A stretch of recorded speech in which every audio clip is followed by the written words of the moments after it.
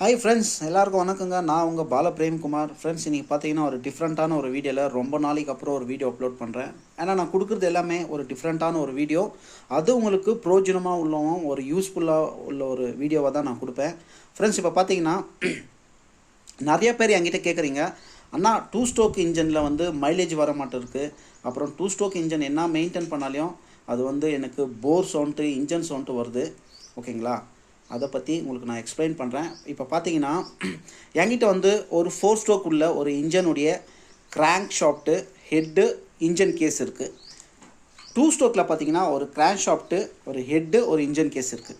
So இது ரெண்டுக்குமே உள்ள டிஃப்ரெண்ட் என்ன அப்படின்னு நான் கிளியராக உங்களுக்கு எக்ஸ்பிளைன் பண்ணுறேன். இதை பற்றி நான் உங்களுக்கு விவரமாக உங்களுக்கு எக்ஸ்பிளைன் பண்ணுறேன். தயவுசெய்து ஆட்டோமொபைல் படிக்கிற ஒரு ஸ்டூடெண்ட்ஸ் ஆகட்டும், இல்லை 4 ஸ்ட்ரோக் மெயின்டைன் பண்ணுறது பெஸ்ட்டாக, வண்டி 2 ஸ்ட்ரோக்கு மெயின்டைன் பண்ணுறது பெஸ்ட்டான்னு கேட்டிங்கன்னா, என்னை பொறுத்த வரைக்கும் 4 ஸ்ட்ரோக்கு தான் நீங்கள் மெயின்டைன் பண்ணணும். ஏன்னு கேட்டிங்கன்னா, இதில் வந்து உங்களுக்கு அதிகமான பெட்ரோல் கன்சம்ஷனு உங்களுக்கு லாஸ் ஆகாது.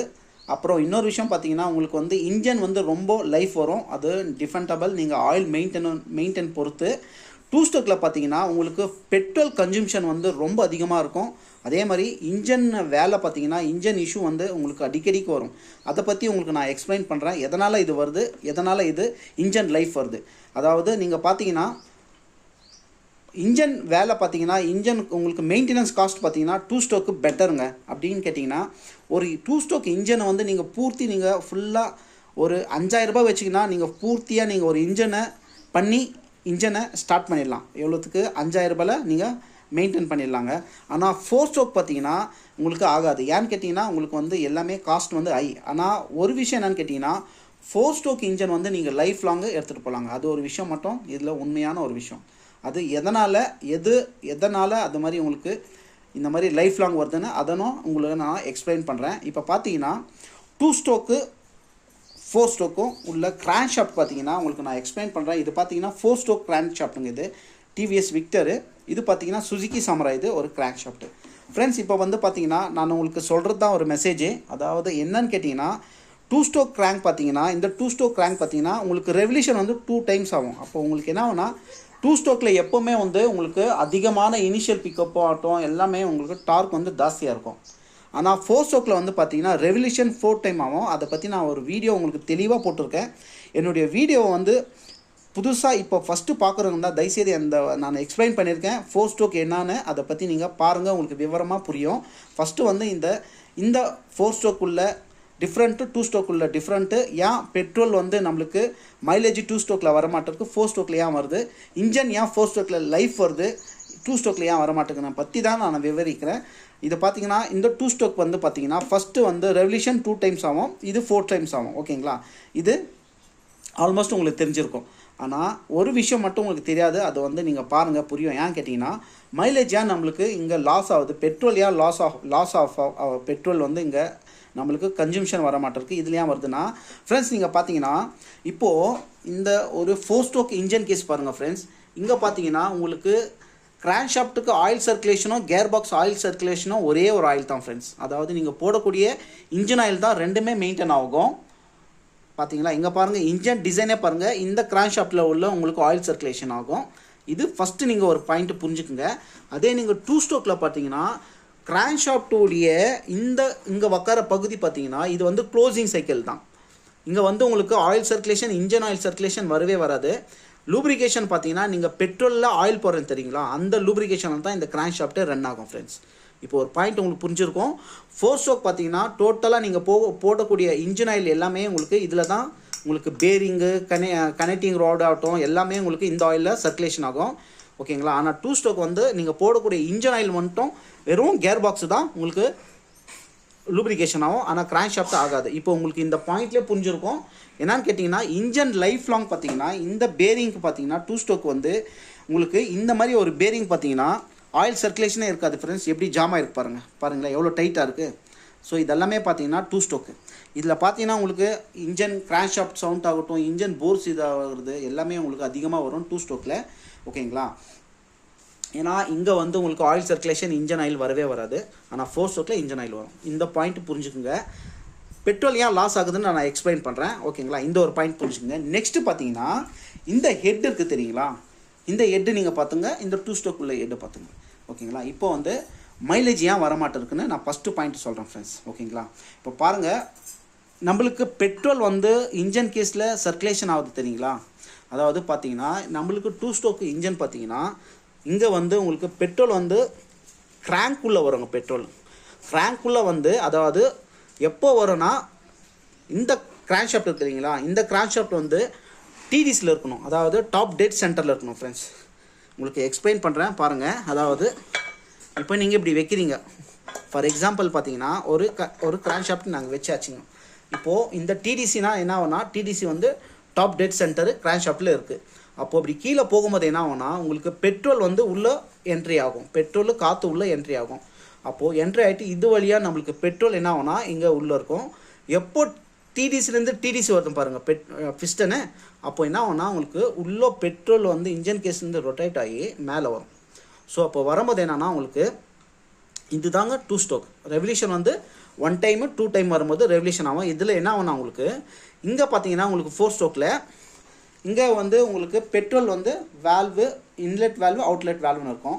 ஆனால் 2 ஸ்டோக்கில் பார்த்தீங்கன்னா சேம் டிவைஸ் தான் இருக்கும். ஆனால் பட் என்னென்னா இங்கே சேஞ்சஸ் ஆகும். இது பேர் கேட்டிங்கன்னா ரீட் வேல்வுன்னு சொல்லுவாங்க ஃப்ரெண்ட்ஸ். இது பார்த்தீங்கன்னா என்ன ஆகும்னா பெட்ரோல் ஒன்ஸ் உள்ளே வரும், இங்கே பாருங்கள் பெட்ரோல் ஒன்ஸ் உள்ளே வரும், ஆனால் மறுபடியும் இது க்ளோஸ் ஆகிடும். அதாவது உங்களுக்கு இந்த கிராங்க் ஷாஃப்ட் பார்த்தீங்கன்னா டிடிஸில் இருக்கும்போது என்ன ஆகும்னா இங்கே வந்து உங்களுக்கு வரும்போது இங்கே ஓப்பன் ஆகிடும்.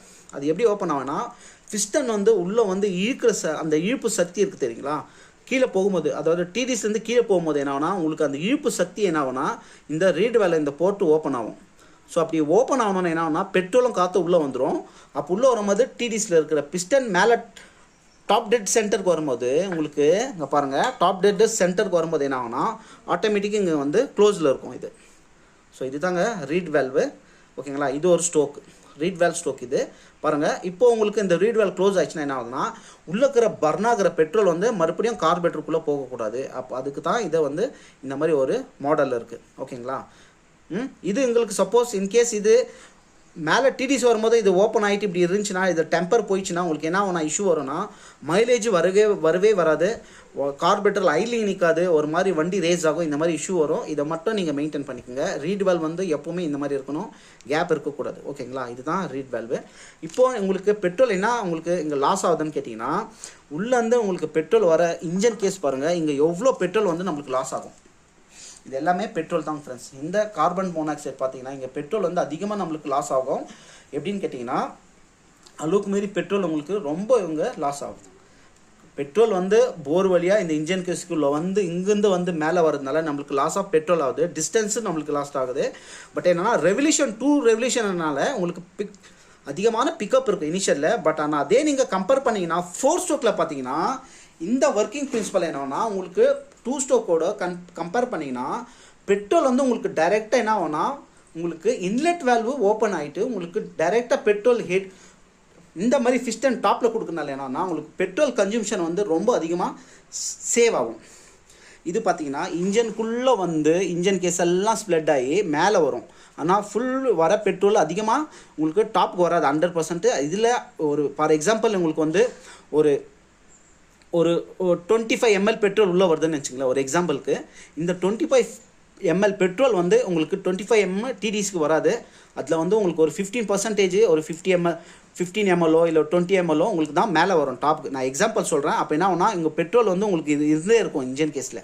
அப்போ உங்களுக்கு லாஸ் தானே பெட்ரோல். ஆனால் இங்கே பார்த்தீங்கன்னா இந்த 4 ஸ்ட்ரோக் டிசைன் பார்த்தீங்கன்னா உள்ளே வரக்கூடிய பெட்ரோலு அதாவது பிஸ்டன் வந்து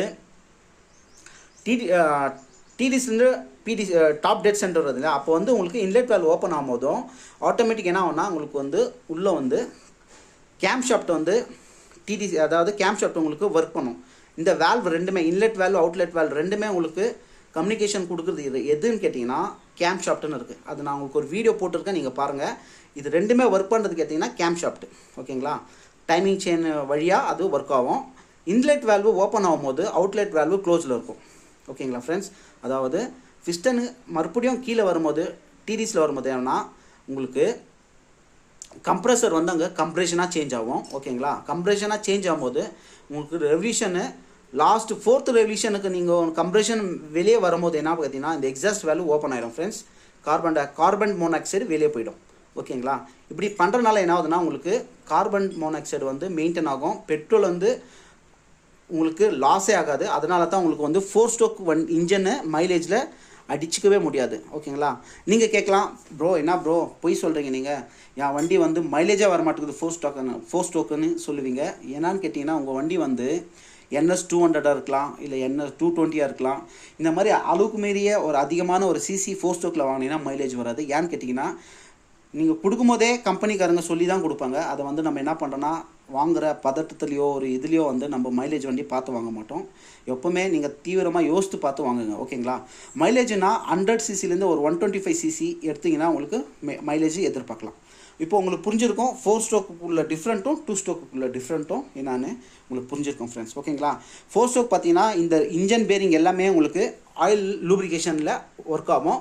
2 ஸ்ட்ரோக் வந்து உங்களுக்கு பெட்ரோலில் தான் வரும். அப்போ என்ன ஆகும்னா உங்களுக்கு இந்த மாதிரி பேரிங்கெல்லாம் உங்களுக்கு சீக்கிரமாக லைஃப் கம்மியாகிடும். போர் சீஸ் ஆகும், இந்த மாதிரி பிஸ்டன் சீஸ் ஆகும், கனெக்டிங் ராடுக்கு ஆயில் சர்க்குலேஷன் இல்லாமல் ஆகும். இது வந்து 2 ஸ்ட்ரோக்கு, இது 4 ஸ்ட்ரோக் ஃப்ரெண்ட்ஸ். ஓகேங்களா? இப்போ ரெண்டுக்குமே உள்ள டிஃப்ரெண்ட்டாக உங்களுக்கு நான் எக்ஸ்பிளைன் பண்ணேன். இப்போ நீங்களே சொல்லுங்கள், 4 ஸ்ட்ரோக் பெஸ்ட்டா 2 ஸ்ட்ரோக் பெஸ்ட்டா உங்களுக்கே புரியும். அதனால தான் கவர்மெண்ட்டே வந்து இந்த பொல்யூஷன் ஜாஸ்தியாகுதுன்னு சொல்லிட்டு இந்த 2 ஸ்ட்ரோக்கை வந்து பேன் பண்ணிட்டாங்க. ஓகேங்களா? இப்போ வருது எல்லாமே 4 ஸ்ட்ரோக் தான். ஓகேங்களா ஃப்ரெண்ட்ஸ்? இப்போ உங்களுக்கு ஒரு விஷயம் புரியும். நெக்ஸ்ட் ஒரு டிஃப்ரெண்ட்டான ஒரு வீடியோவில் சந்திக்கிறேன் ஃப்ரெண்ட்ஸ். ஓகேங்களா? கிராஷ் ஷாஃப்ட் ரெவல்யூஷன் 4 டைம்ஸ் ஆகும், இது வந்து 2 டைம்ஸ் ஆகும். அப்போ என்ன உங்களுக்கு 2 ஸ்ட்ரோக் எப்போவுமே பிக்கப் வந்து இனிஷியலாக பிக்கப் டார்க் ஜாஸ்திக்கிறதுனால தான் இது வந்து 2 டைம் ரெவல்யூஷனுக்கு அங்கே வந்து உங்களுக்கு ஒர்க் ஆகும். ஆனால் இது வந்து 4 டைம்ஸ் ஆகணும். ஒரு ஸ்ட்ரோக்குக்கு வந்து 4 டைம்ஸ் ஆனால் தான் எங்களுக்கு வந்து அந்த ஒர்க்கிங் பிரின்சிபலே நடக்கும்.